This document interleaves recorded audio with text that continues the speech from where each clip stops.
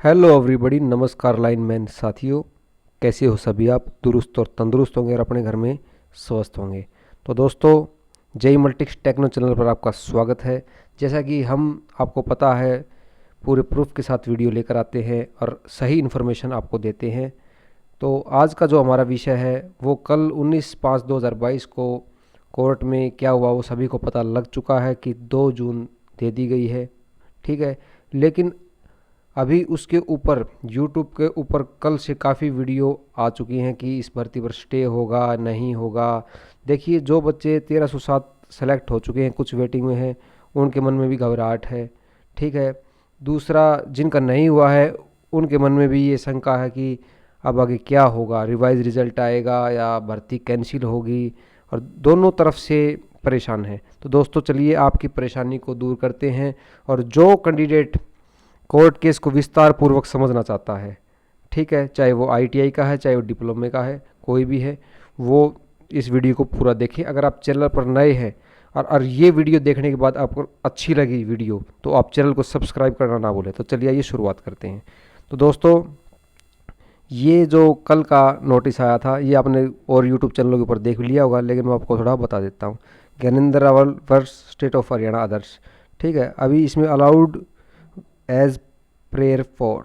ठीक है, अभी इसके अंदर क्या है, मेन बात बता देता हूँ कि इसमें जो डीएजी है आनंद कटारिया जी, ठीक है, उनसे आस्किंग ऑफ कोर्ट, और रितेश पंडित जो है advocate has put in appearance on behalf of respondent number 3 and pray for. ठीक है, अभी मेन बात क्या है दोस्तों, इसके अंदर जो इसकी सुनवाई होगी, list on 2/6/2022 the date already fix in the main case. Main case कौन सा? 2793 CWP। ठीक है, तो उसके अंदर इसको पेश कर दिया गया। ये 7589 था CM। अभी इसके साथ इन्होंने एक बात और लिख दी दोस्तों, जिसको कई भाई समझ नहीं पा रहे और कुछ वीडियो बना रहे हैं। ठीक है, लेकिन जो बात है, देखिए, 2 और 2 4 ही होते हैं दोस्तों, 5 नहीं होते। तो जो समझदार हैं, जो पढ़े लिखे एजुकेटेड पर्सन हैं, वो इस बात को समझ जाएंगे। देखिए, the appointment for the post of assistant lineman, जो अपॉइंटमेंट है for the post of assistant lineman if any shall be subjected to final outcome of writ petition. अगर ये कहा कि अगर असिस्टेंट लाइनमैन की अपॉइंटमेंट दी जाती है, यानी ज्वाइनिंग, यदि कोई भविष्य में पिटीशन लगाने से कोई रिजल्ट आता है तो वो उसके अंतर्गत आएगी। मान लीजिए HSC अपने बिहाफ पे सिलेक्शन ज्वाइनिंग दे देती है, और अगर कोर्ट का फैसला गलत आ जाता है, रद्द कर दिया जाता है, या तो ज्वाइनिंग कैंसिल भी हो सकती है। ठीक है दोस्तों, तो ये ही सिर्फ बात है, वो HSC की मर्जी है। अगर HSC को ये सही लगता है कि हमारा फैसला बिल्कुल सही है और कोर्ट में हमारी जीत होगी, तो वो ज्वाइनिंग देगी दोस्तों। वेरिफिकेशन के लिए काफ़ी बच्चों के पास कॉल आ चुके हैं। इस हिसाब से लग रहा है कि जल्दी ही आपकी वेरिफिकेशन और ज्वाइनिंग हो जाएगी। ठीक है दोस्तों, तो इसके ऊपर स्टे नहीं है, ये मई 19/2022 का है। इस वीडियो को वही देखे जो समझना चाहता है। ठीक है, पूरी तरह से। अभी दोस्तों कुछ ये कह रहे थे भी स्टे हो गया, स्टे हो गया। देखिए भाई, स्टे, अब स्टे वर्ड कहीं यूज़ नहीं किया गया है। ठीक है, अभी मैं आपको दिखाऊंगा स्टे वर्ड में भाई स्टे का मीनिंग क्या होता है, कि क्या आदेश, कोर्ट क्या आदेश देता है कि जब HSC भी घबरा जाती है। ठीक है, अभी याद दिख रहा है, अपॉइंटमेंट आप कर सकते हो इफ़ एनी, यदि कोई shall be subjected to file outcome of writ petition. अगर पिटीशन लगाने के बाद अगर कोई फाइनल रिजल्ट मतलब और आता है तो वो चेंज हो सकता है। ठीक है, अभी दिखाते हैं आपको दोस्तों। ये आपको अभी VLDA का 4 फरवरी को दोस्तों रिज़ल्ट आया था। ठीक है, 8 फरवरी को इसमें कोरिजेंडम हुआ था रिज़ल्ट में, और 10 फरवरी को इस पे कोर्ट ने क्या आदेश दिया था दिखाता हूँ मैं आपको। आप पढ़े लिखे हैं, समझ जाएंगे। ठीक है, हम अपने पास से कुछ नहीं कहते, बिल्कुल सही बात आपको बताने की बात करते हैं। यहाँ देखिए दोस्तों, आप यहाँ लिखा इन्होंने कि no appointment letter to any candidate shall be issued. ठीक है, in above said 3 cases till the next date of hearing.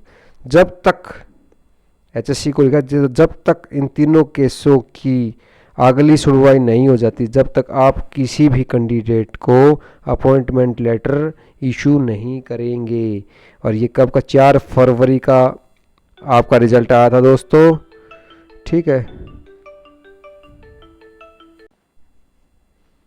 किसी भी कैंडिडेट को no appointment letter to any candidate shall be issued. ठीक है, तो किसी भी ये होता है दोस्तों कि कोर्ट ने यहाँ पाबंदी लगा दी कि आप अपॉइंटमेंट लेटर जारी नहीं करेंगे जब तक इन तीनों केसों की सुनवाई नहीं हो जाती। ठीक है, photo copy of this order be placed on the connected case file. तो ये होता है दोस्तों स्टे कि आप मतलब वही की वही रुक गया। तो 4 फरवरी रिजल्ट आया, 10 फरवरी को ये बात आ गई थी। उसके बाद फिर इस पर स्टे हटाया नहीं हटाया, चलो ये दिखाते हैं। और दोस्तों जब ये हटता है तो ये देखिए, if view of statement made by learned state council instant writ petition dispose of in term of CWP।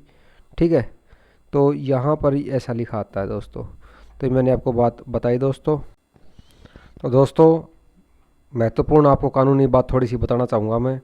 ठीक है, तो ये मैं बता देता हूँ कि किसी आवेदक द्वारा किया गया दावा विचार के योग्य है या नहीं, इस पर्सन को निर्धारित करने के लिए देरी या लापरवाही एक प्रासंगिक कारक है।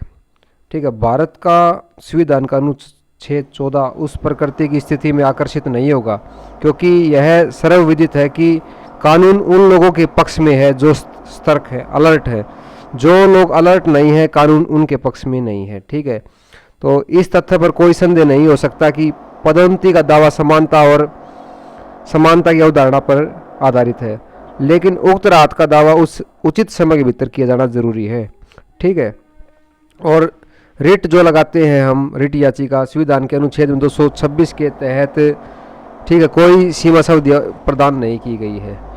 और साथ में और बता देता हूँ दोस्तों आपको कि अनुच्छेद 224, ठीक है, के तहत उच्च न्यायालय में अपनी शक्तियों का प्रयोग करने की कोई सीमा अवधि नहीं है, और ना ही कोई ऐसा कोई मामला हो सकता है जहां अदालतें एक निश्चित अवधि के बीतने के बाद किसी मामले में हस्तक्षेप नहीं कर सकती दोस्तों।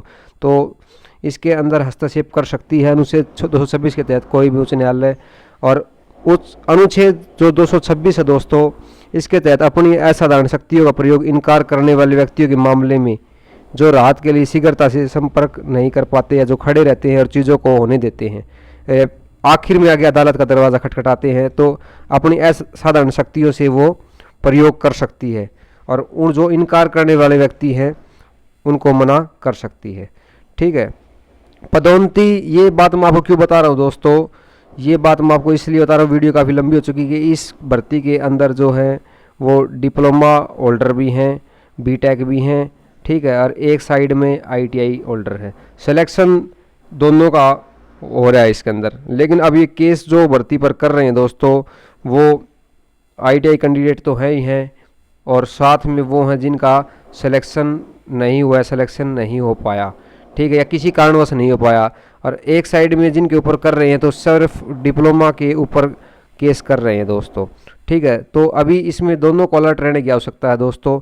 जो डिप्लोमा डिग्री वाले हैं वो भी अलर्ट रहेंगे, क्योंकि उनका भी सिलेक्शन हो चुका है 1307 कैंडिडेटों के ऊपर, पोस्टों के ऊपर। तो यहाँ मैं बता देता हूँ कि अनुच्छेद 226 की जो पावर है उच्च न्यायालय की, उसकी असाधारण शक्तियों से जो राहत के लिए शीघ्रता से संपर्क नहीं कर पाए या जो खड़े रहते चीज़ों को होने देते हैं, वो दरवाज़ा खटखटा सकते हैं। और कभी भी पदोन्नति सर्ग में वरिष्ठता को भंग नहीं किया गया है, और किसी भी पदोन्नति को अस्थिर नहीं किया जा सकता। हो सकता है कि तय गई स्थिति की अस्थिरता ना हो।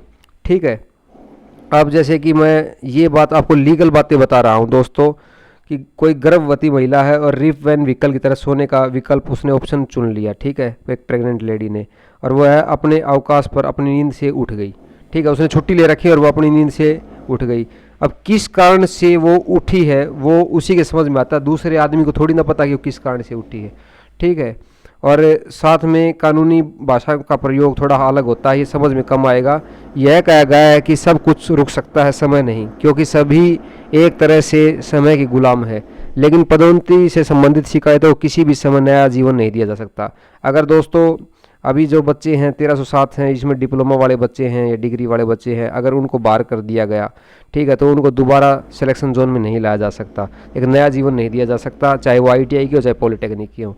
ठीक है, तो इसमें काफ़ी बच्चे हैं जो कैंडिडेट है जो केस कर रहे हैं दोस्तों। ठीक है, लगे हुए हैं केस के रिगार्डिंग। और दूसरे उस साइड में जिन बच्चे सेलेक्टेड हैं, जो वेटिंग में हैं और बाकी सेलेक्टेड हैं, और जो से अपना ज्वाइनिंग की तरफ बढ़ रहे हैं लगातार, एचएससी जो है वो तो ज्वाइन इन कैंडिडेटों को करवाना चाहती है जिनका ये सिलेक्शन हो रहा है। ठीक है, जो बच्चे 1307 है इनका सिलेक्शन ये करवाना चाहती है एचएससी, और ये जो कैंडिडेट हैं जो केस कर रहे हैं ये होना नहीं चाहते, और ये 1300 बच्चे 7 बच्चे हैं ये बाहर निकलना नहीं चाहते, चाहे डिप्लोमा या बीटेक वाले। एचएससी के एक रूप में एक कोर्स या दूसरे को लेने में न्याय या अन्याय का संतुलन बना हुआ दोस्तों, तो आप स्वतंत्र हैं। ठीक है, डिप्लोमा वाले भी केस करेंगे दोस्तों, इसके अंदर कर सकते हैं, अनुच्छेद 226 की पावर लगा के रिट लगा सकते हैं। ठीक है, क्योंकि अदालतें ये नहीं कि एक निश्चित अवधि बीतने के बाद किसी मामले में हस्तक्षेप नहीं कर सकती। ठीक है, पदोन्नति के कोई भी मामले में कर सकती है, इसमें काफ़ी मैटर हैं, ये कानूनी भाषा है दोस्तों। ठीक है, इसके अंदर घबराने की कोई ज़रूरत नहीं है, आप कोर्ट में जाएं, वहाँ अपनी किसी को प्रॉब्लम है तो रिट लगा सकते हैं। और 2 जून है दोस्तों इसकी सुनवाई केस की। अभी 2 जून को किस हक में फ़ैसला आता है, ये केस भर्ती तो रद्द नहीं हो सकती, रिवाइज रिजल्ट निकल सकता है, और आईटीआई के पक्ष में आता है या डिप्लोमा वालों के पक्ष में रहता है, ये डिसाइड करेगा। ठीक है दोस्तों, तो ये मेरे को आपको सबसे बड़ी अपडेट देनी थी।